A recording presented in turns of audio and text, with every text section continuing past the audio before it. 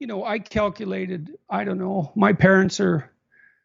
my parents were in their 70s, 60s perhaps, I usually saw them about once every 2 years. We communicate a lot more than that, but we live a long ways apart.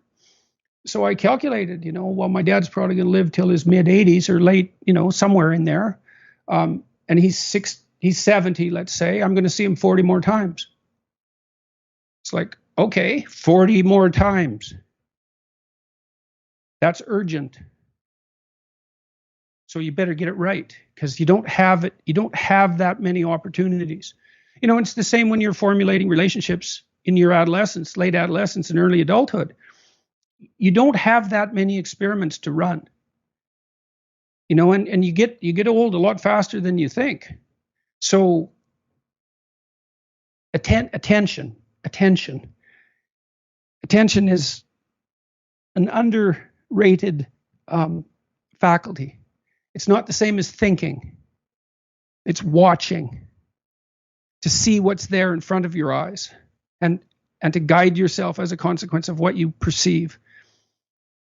It's the faculty that transforms thought if you let it. So, and your conscience alerts you as well. Tick, tick, tick. You're wasting time. And very few people are happy with that. Some are burdened by it more than others, but virtually no one escapes that voice of conscience. I suppose to some degree that's the willingness not to engage in self-deception. Chapter 3 in Beyond Order is about that. People don't really repress the things they don't want to face. They just fail to unpack them. Like maybe you're on YouTube regularly, and every time you shut the computer off, you feel somewhat disgusted. But you don't pay any attention to that for a while, for 2 years. But then you decide you're going to pay attention. Then you find out, well, the reason you're disgusted is because you're wasting your life and you know it. And that disgust is indicating that. But unless you attend to the disgust and unpack it, let it reveal itself as informative, you don't know what the message is. You just have a sense of disquiet. It's not easy to transform that sense of disquiet into an actionable plan. And often you have to talk to someone about it as well. You have to discover.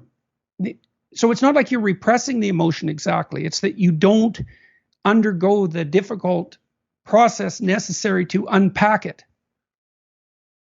It's effortful. And it's a very powerful temptation, and no wonder. Do you want to dig up the body now, or do you want to wait a month? It's like, well, it'll be more rotten in a month, but it's not a month. It's not now, right? It's not now. And so I understand why people don't want to delve into things, even if their emotions indicate that they should. I mean, I would see this all the time. If you're trying to settle an important issue with your partner, let's say, that can be a tremendously troublesome excavation process. And there's no shortage of pain. But if you sort it out, then maybe things can be better. Doesn't mean it's easy or pleasant. Quite the contrary. It's like surgery. It's like surgery to remove something, that shouldn't be there. It's necessary, but man, it's still surgery. Life definitely places philosophical demands on you, whether you want it to or not. And so it is useful to step back. I mean, that's likely why the trait openness evolved. That's the creativity dimension. That's the dimension that allows people to engage in philosophical discourse and to think laterally. And it does allow you to step back and look at things on a broader scale and to generate creative alternatives. The problem with examining your assumptions is it's very disquieting, because you want things to act the way you predict and desire them to act. And you work within a set of axioms and you act them out in order to maintain that predictability, that desirable predictability. If you mess around, the more fundamental the axiom that you question, the more uncertainty you release. And some of that can be positive, but plenty of it can be anxiety provoking. I mean, just imagine that you're in a relationship and it's maybe a year into it and you haven't formalized and finalized it, but then one day you allow yourself to ask the question, is this the relationship I want to be in? Well, that's a fundamental question, but just imagine now you're destabilizing your entire future. You're destabilizing your present. You're destabilizing your past.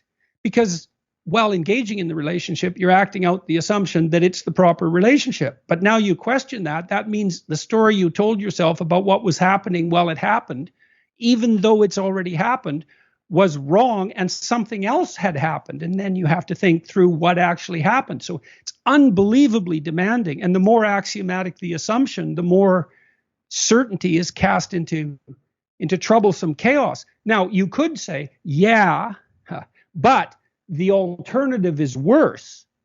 And I believe that often that's true. But the thing about the alternative is that you can always forestall it.